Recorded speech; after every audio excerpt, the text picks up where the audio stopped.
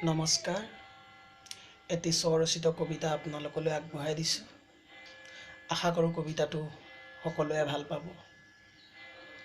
কবিতাটো অসম গৌৰৱক লৈ লিখা।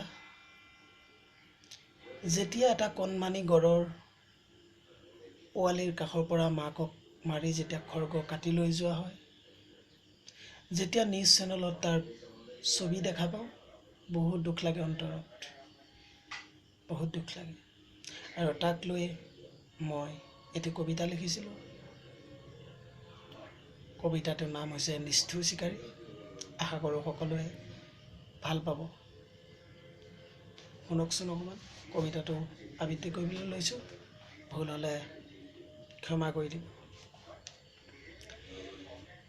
নিষ্ঠুৰ চিকাৰী কণমান ভাবিবি,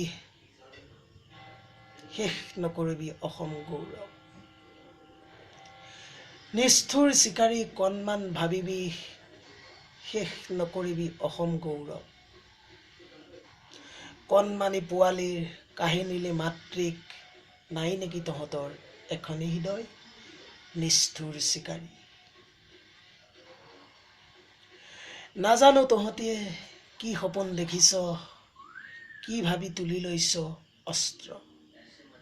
নিষ্ঠুৰ চিকাৰী। নাজানে সিহঁতে কৰিবলৈ যুদ্ধ, জ্ঞানী হৈও জীয়াই জীয়াই কাটিছ খৰ্গ। নিষ্ঠুৰ চিকাৰী কণমান ভাবিবি। নমস্কাৰ।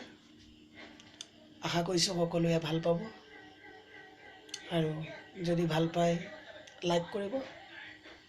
আৰু এনেকুৱা বহুতো কবিতা আছে আপোনালোকলৈ মই আগবঢ়াই দিম। ধন্যবাদ।